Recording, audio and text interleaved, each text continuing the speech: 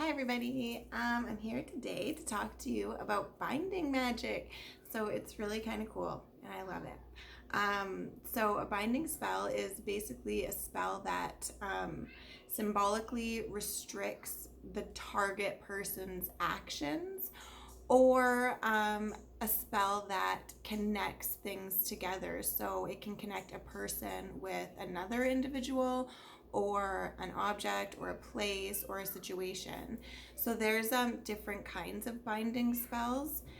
There's positive, negative, and light and dark magic binding spells. So a positive binding spell would be something that's joining two things together with, if it's people, it's with both parties' knowledge. So, like hands fasting, so you can be bound to another person.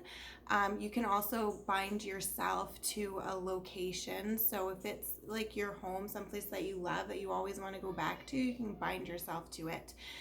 You can also bind yourself to objects. So if you have like a favorite thing, it's your most favorite thing in the world, you can bind it to you so that you won't lose it, which is kind of good, right? 'Cause we don't want to lose these things. Some people bind pets to themselves as companions, or even as their familiars, which is bind their familiars to themselves sometimes. So that's kind of interesting. Another thing is jobs. Some people will bind themselves to their job so that they don't lose the job. So these are all things that would be considered positive binding. So negative binding would be a spell that takes something away from somebody, like their ability to do something. So somebody could bind a person who was harassing them, stalking them, saying negative things about them, doing bad things to them. They could bind that person. It would be considered a negative binding, but it would not be considered black magic if it's coming from a place of positive intention. So if you're trying to prevent somebody from harming you, you might be doing a negative binding spell, but you're not practicing black magic, and the repercussions wouldn't be bad. So another way to do a negative binding spell would be, it's considered a negative binding spell if you're doing something to even prevent yourself from doing something. So if you're binding yourself to prevent yourself from smoking or going back to a relationship that was bad for you, this would be considered a negative binding spell. But again, this would be something that is coming from a place of good intention, so it wouldn't be black magic. So binding spells that would be considered bad, that would be considered black magic, would be binding somebody to you without their consent. So these kind of love spells, binding somebody to a situation that is bad on purpose. So if you're binding somebody to harm them in any way, you're doing black magic, and this is not good. This goes along with curses, so not good. You can also bind spirits to objects. So you've probably heard about this in like the Annabelle movies and stuff like that. Dybbuk boxes. This is a thing that people believe you can do. So you would bind a spirit to an object, and then that spirit would be attached to that, and they wouldn't be able to go anywhere else. They would be stuck wherever that object is. That's where they are. So this is how we end up sometimes with haunted objects.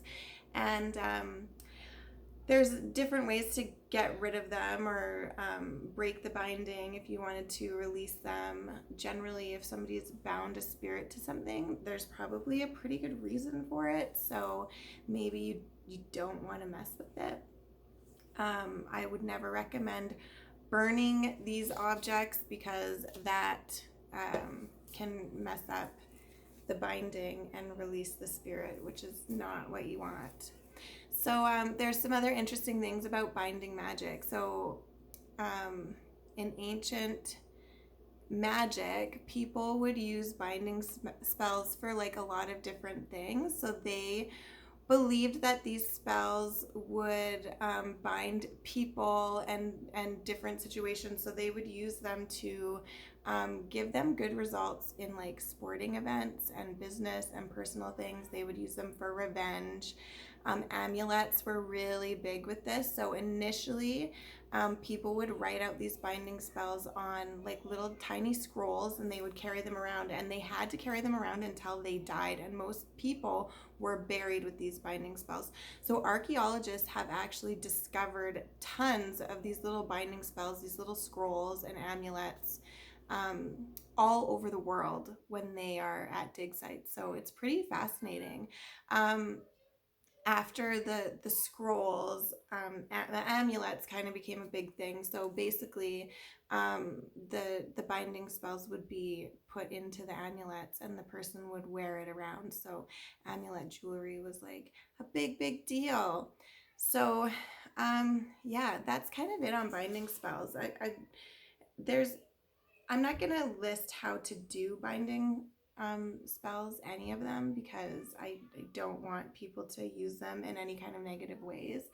But if you're coming from a place of good intention and you are interested in learning how to do binding spells for good reasons, then you can always look it up online. There's lots of different places that talk about it and how to do these things and how to help people with this kind of magic. So if you believe in that stuff, it's an interesting way to go about making things happen in your life, making things stop or changing how things are going. So yeah, that's kind of it. That is binding magic in a nutshell.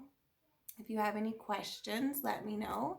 Otherwise, I will be back on another day with another video about something else. Okay, thanks guys. Bye.